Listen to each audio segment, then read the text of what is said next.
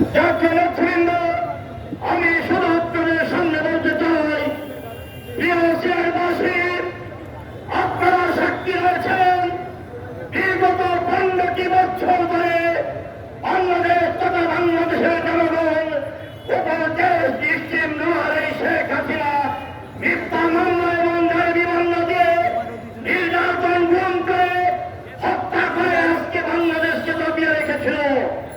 আমরা সেই শেখ হাসিনাকে 5ই আগস্টে বাংলাদেশের দ্বিতীয় স্বাধীনতা হিসেবে অর্জন করেছিলাম। আমরা সেই শেখ হাসিনাকে এই ছাত্র আন্দোলনে যারা অংশগ্রহণ করেছিল, ছাত্র এবং এই বাংলার জনগণ যারা বুকের তাজা রক্ত দিয়ে যারা তাদেরকে হত্যা করা হয়েছে, আমরা এই সভা থেকে এই খুনি হাসিনাকে কতবার ফাঁসি দিতে হবে ইনশাল্লাহ। আমরা সবাই যতদিন পর্যন্ত এই শেখ হাসিনাকে আদালতের কাঠগড়ায় দাঁড় করানো হয়েছে, আমরা ততদিন পর্যন্ত এই রাজপথে আন্দোলন সংগ্রাম করে যাব। সবাইকে উদ্যোক্ত আহ্বান জানাবো সেই আন্দোলন সংগ্রামে অংশগ্রহণ করার।